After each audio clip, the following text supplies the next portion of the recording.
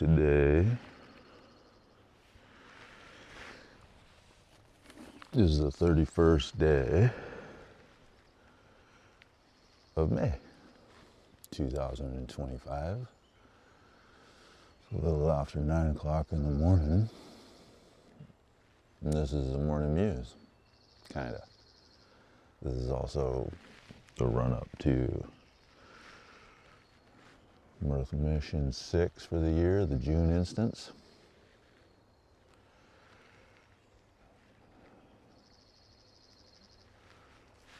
Ah, there's a deer, at least one. There's two young ones. Well, good morning. I was not expecting you again.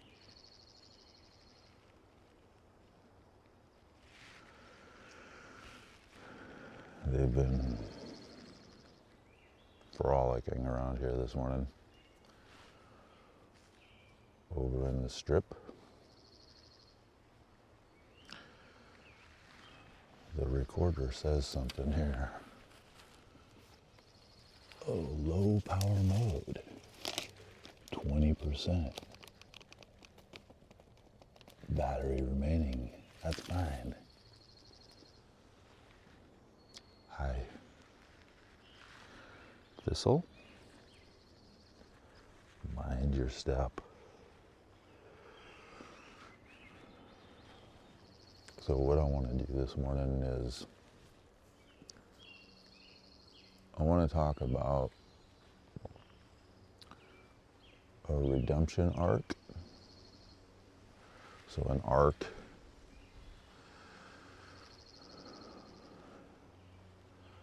I've thought a lot about Generation X.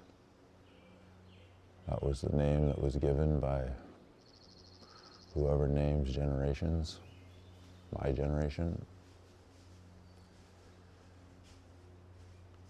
And my conscience has always kind of barked at me and said, you haven't been as participatory as you probably ought in the civic domain.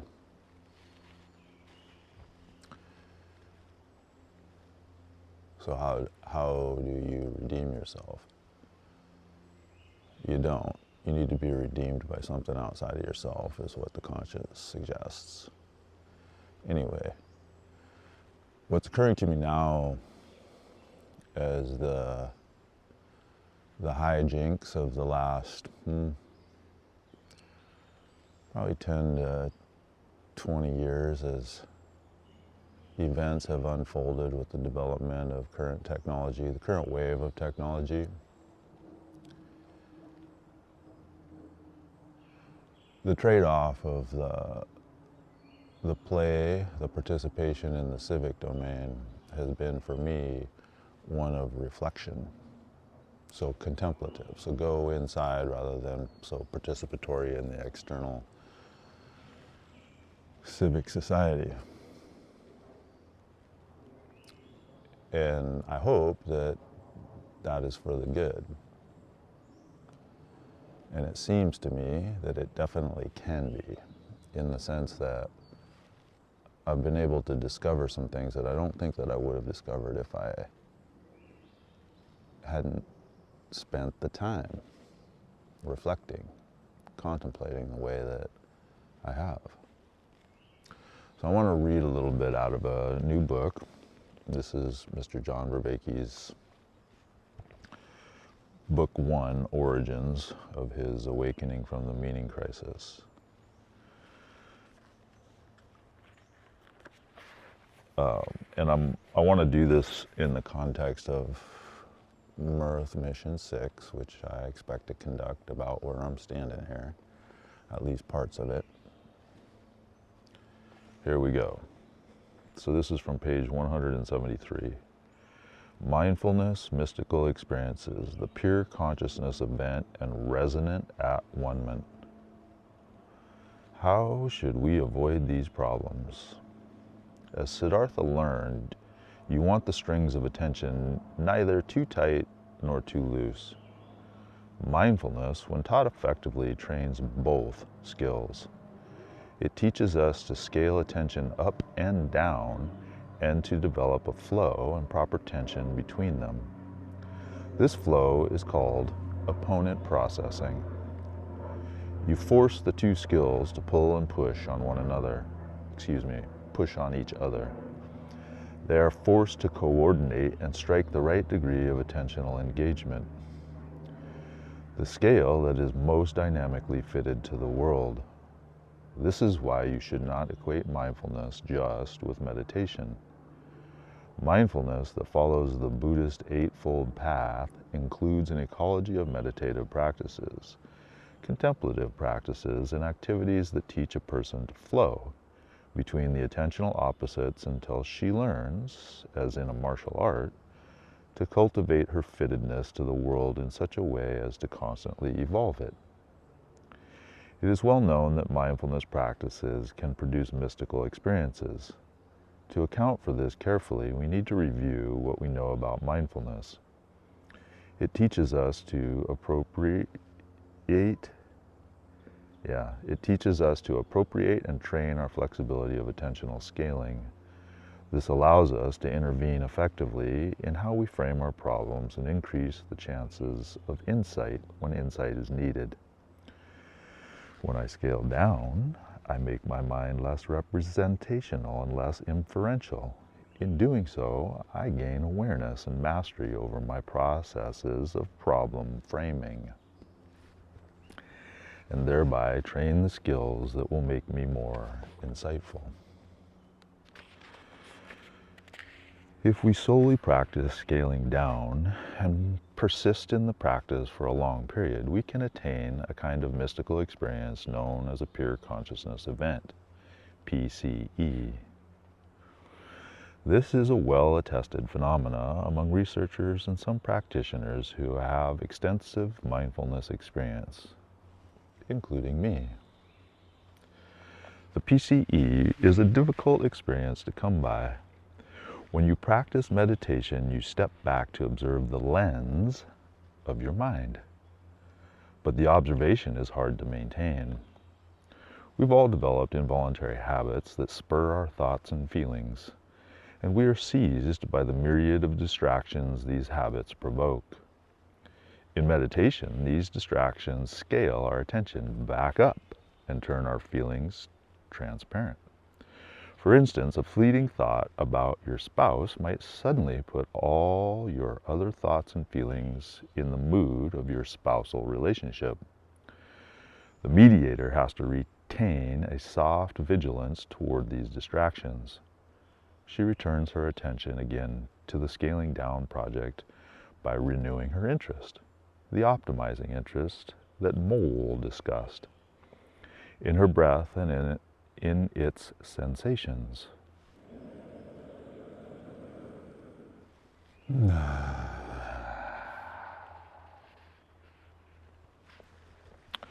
She continually recenters, steps back, and looks at her mind again, even as stray thoughts pull her forward. This process is arduous, and most novice meditators find it tedious and discouraging. But dealing with distraction is a necessary part of training attention. Each time you refocus, it's like doing reps in weight training. The skill of meditation is developed over time, and those who develop it find they can shift their attention more dexterously between probe and object, as well as between feature and gestalt, all the while exercising more patience, precision, and control over their own cognitive processes. A PCE is a direct consequence of this careful cultivation. When a meditator scales her attention down to the finest features of her cognitive processes and deepens the space between each thought, feeling, or sensation, she finds deeper layers of mind from which to observe the shallower ones.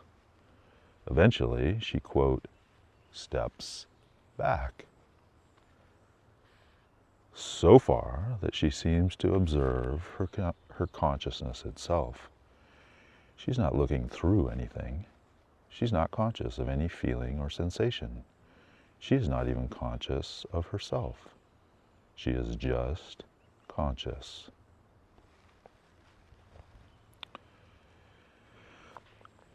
And he goes on to talk about the scaling up.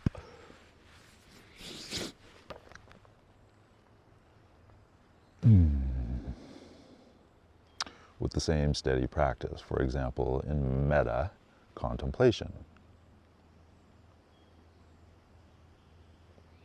A counterpart experience to complement the PCE.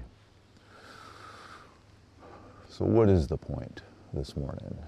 The point is the technology that I'm using right now to record this and hopefully share it with others, has profound effects if used, has profound consequences, can have profound consequences. That's definitely been my experience with it, for the training of attention, for good or for ill. It's like most things, I suppose. It cuts both ways.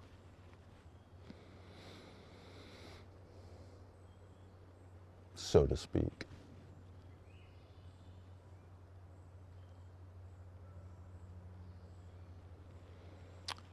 And the generations that are born into it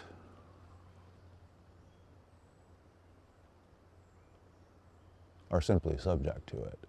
So Generation X, my generation, seems to be the one that straddles the two realities. I don't remember for sure what year the iPhone was brought into the market. It's not just the iPhone, obviously. There's a bunch of technologies. You might say there's an ecology of technologies, except that would be technically incorrect, I think, because ecology and technology, ecology is a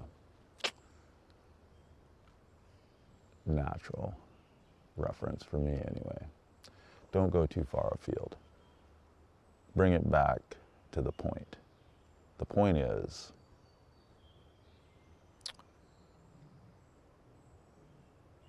each generation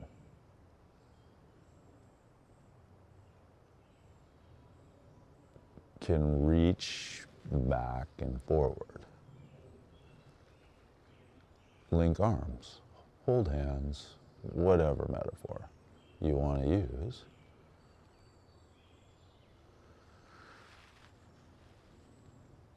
to, what is the phrase?